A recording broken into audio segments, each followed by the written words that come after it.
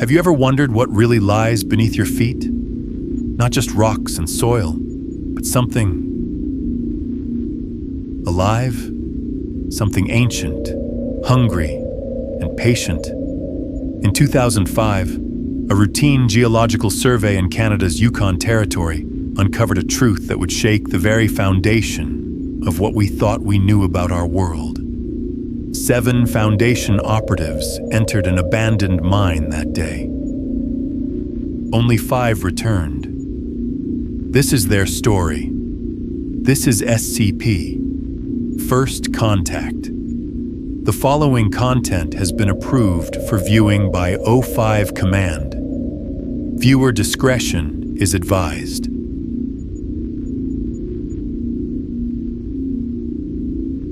Deep in the untamed wilderness of Canada's Yukon territory, where jagged mountains pierce the sky and ancient valleys guard their secrets, a single transmission shattered the Foundation's routine operations. Field Agent Eugene Smith's voice crackled through secure channels, trembling with barely contained panic as he delivered his message. This is Field Agent Eugene Smith. Priority 1 transmission. His voice caught, then steadied. I need immediate response from command. Found something in the Yukon. It's alive. The whole damn thing is alive. Requesting MTF deployment. God help us all. The Foundation's response was swift and decisive. Within hours, 7 carefully selected operatives from Mobile Task Force Omega Orange assembled for deployment. Each member had been chosen for their expertise in biological anomalies and subterranean operations, though none could have anticipated the horror that awaited them. Captain Adam Kruger, the team leader, stood before his assembled squad, his face etched with determination. As he conducted the final gear check, his voice carried the weight of command that had earned him his position. One by one, his team responded. Ross, Hemming, Hamilton, Quinn, McMahon, and Graham. Their affirmations echoed in the pre-mission briefing room, each ready and good to go, another link in the chain of what would become their fateful expedition. Remember, Kruger's words carried across the room. We're here to investigate and contain. Quick reaction force is on standby if things go south. Stay alert. Stay alive. None of them knew then that these would be the last ordinary moments of their lives, or that only 5 of them would return from the depths of what awaited them. 300 meters into the mine shaft, they encountered their first indication that this was no ordinary abandoned mining operation. McMahon stopped abruptly before a massive door, his flashlight beam playing across its surface. The reinforced steel barrier stood in stark contrast to the rough-hewn tunnel walls surrounding it. Sir, this door. McMahon's voice betrayed his professional concern. This isn't standard mining equipment. This is military grade. Kruger studied the barrier for a moment before making his decision. Set the charges. Minimal yield. We don't want to bring the whole place down. The explosion, though carefully controlled, echoed through the tunnel like distant thunder. As the smoke cleared, they found themselves staring into what appeared to be a sophisticated research facility. The site of advanced scientific equipment, eerily preserved in the underground darkness, stopped them in their tracks. Sarah Hamilton moved forward, her flashlight beam dancing across banks of sophisticated machinery. This is a research facility," she breathed, wonder and apprehension mixing in her voice. "Look at all this equipment." McMahon made his way to a control panel, his fingers moving with practiced precision across its surface. "Emergency power systems still functional," he reported, running on some kind of renewable source. With a series of clicks and hums, the facility gradually came to life around them, emergency lights casting long shadows across the abandoned corridors. In the boss's office, they discovered a computer still running, its screen casting a pale glow across dust-covered surfaces. The digital logs they found painted a disturbing picture through Dr. Fields' increasingly desperate audio recordings. November 7th, 2005. Dr. Fields' voice emerged from the speakers, steady at first, but underlaid with growing unease. The samples. They're exhibiting unprecedented behavior. Everything we bring in from outside the decontamination chambers. It doesn't just decompose. It dissolves, like something's breaking it down at a molecular level. A pause, followed by a shaky breath.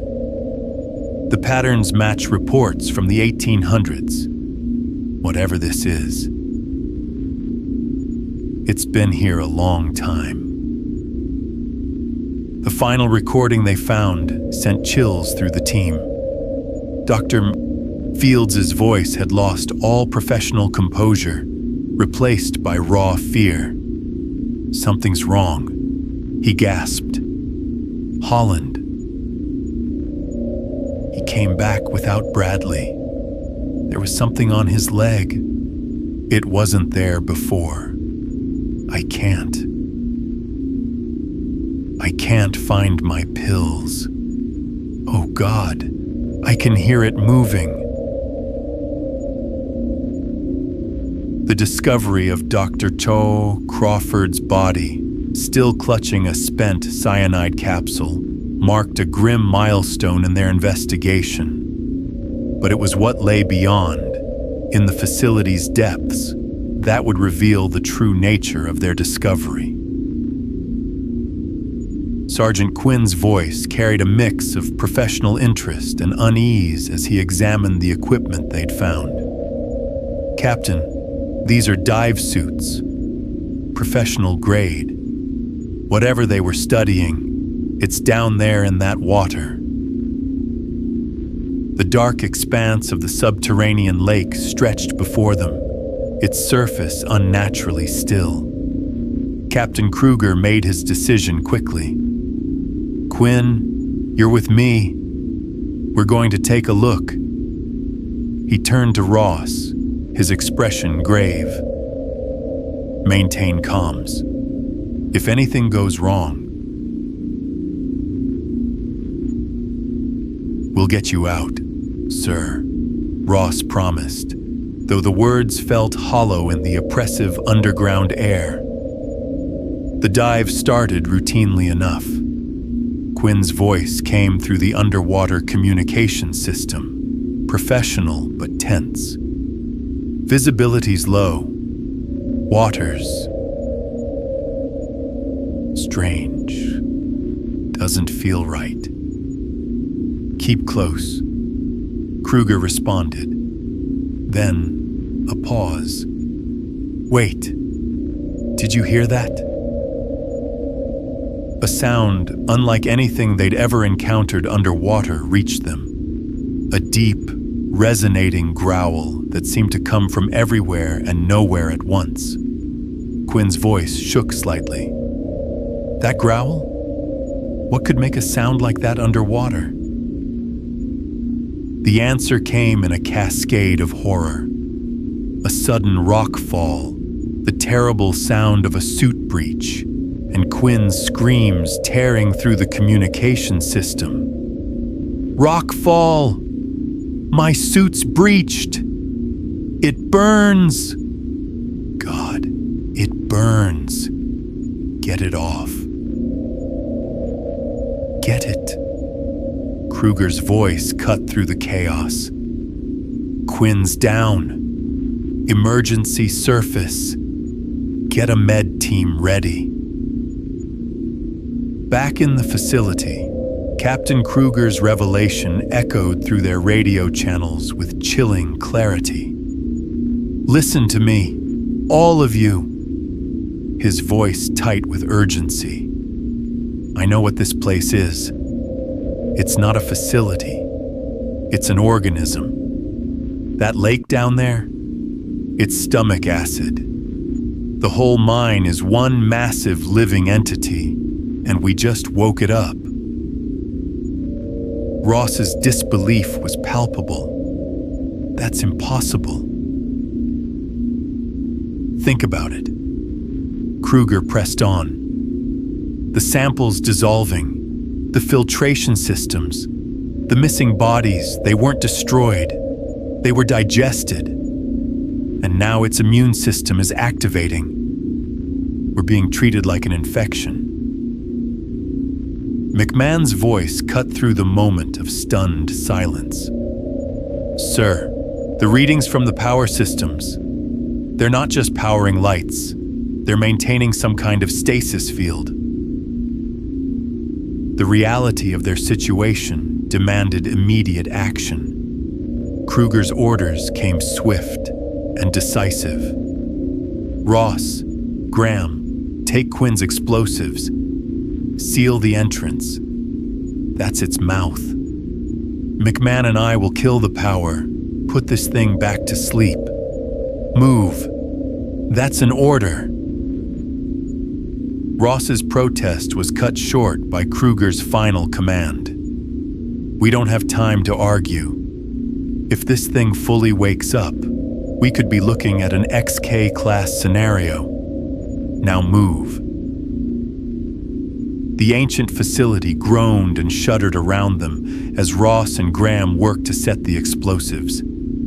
Deep below, Captain Kruger and McMahon raced against time in the power center, their footsteps echoing through corridors that seemed increasingly alive with movement.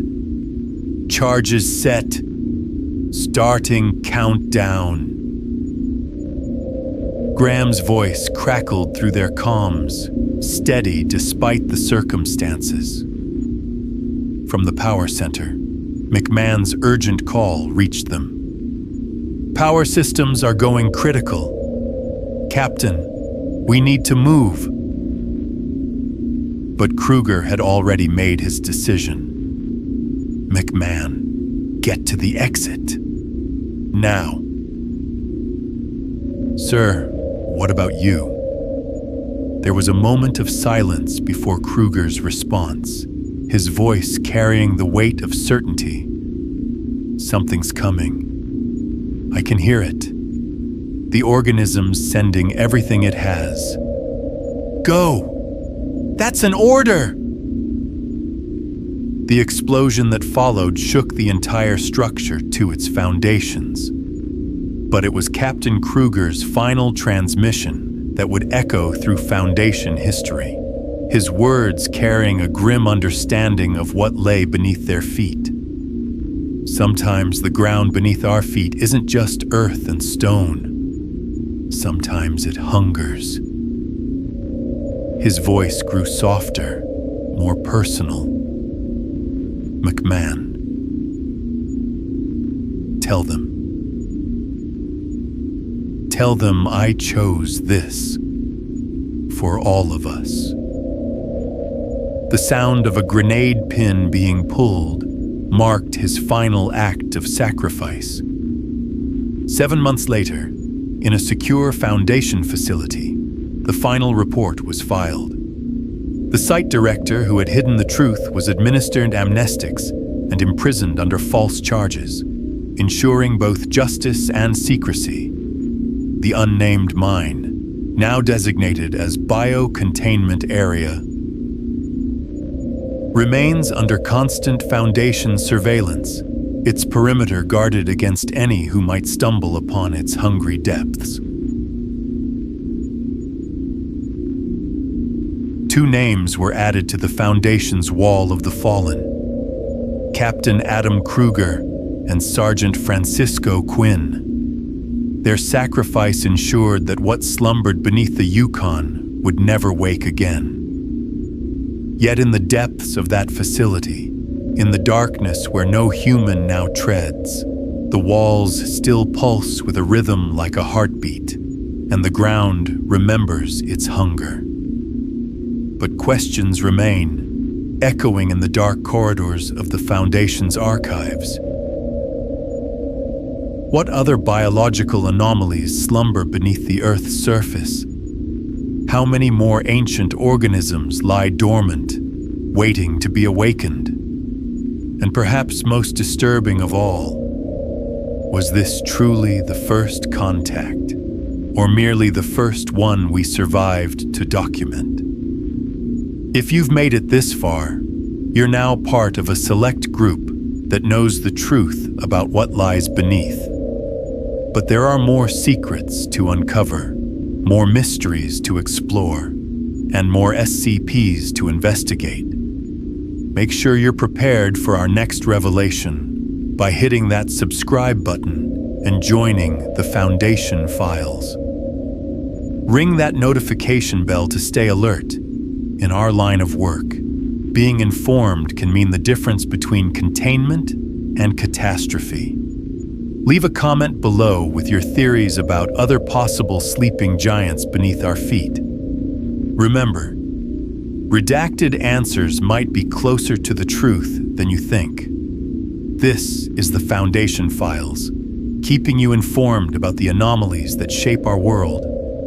Stay vigilant, stay secure, and remember, the truth is out there, but some truths are best kept contained.